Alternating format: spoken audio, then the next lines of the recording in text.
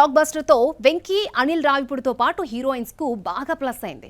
ఐశ్వర్య రాజేష్ భాగ్యంగా టాలీవుడ్ లో సెటిల్ అయితే మీనుగా నోటెడ్ అయింది మీనాక్షి.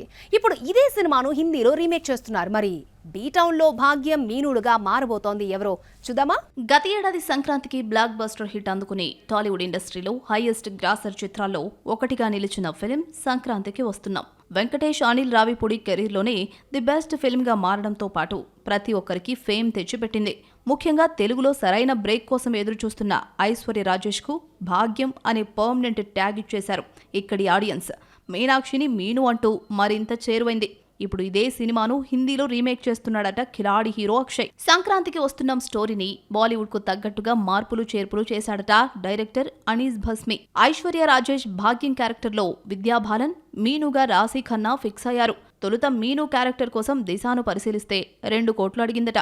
రాశి నాకు కోటైనా ఓకే అనడంతో ఆమెను ఫైనల్ చేసింది టీం.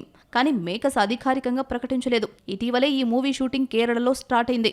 మున్నార్లో హీరోయిన్స్ పై తెరకెక్కిస్తున్న సన్నివేశాలు నెట్టింట్లో లీక్ కావడంతో రాశీ ఖన్నా నటిస్తోందన్న మ్యాటర్ బయటకొచ్చింది. బాలీవుడ్ మద్రాస్ కేఫ్ సినిమాతోనే కెరీర్ స్టార్ట్ చేసిన రాశీ ఖన్నా ఇప్పటి వరకు బీ టౌన్లో ఒక్కటంటే ఒక్క హిట్ చూడలేదు. కానీ సౌత్లో స్టార్ ఇమేజ్ ఉన్న నేపథ్యంలో అవన్నీ పట్టించుకోకుండా వరుస ఆఫర్స్ ఇస్తుంది బాలీవుడ్.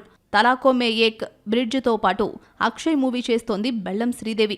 ఫర్జీ 2, లుకే సిరీస్లో నటిస్తోంది. లుకే వెబ్ సిరీస్ త్వరలో ప్రేక్షకుల ముందుకు రాబోతోంది. ఈ మధ్య ట్రైలర్ ఈవెంట్లో గ్రీన్ డ్రెస్లో తళుక్కున మెరిసింది బ్యూటీ.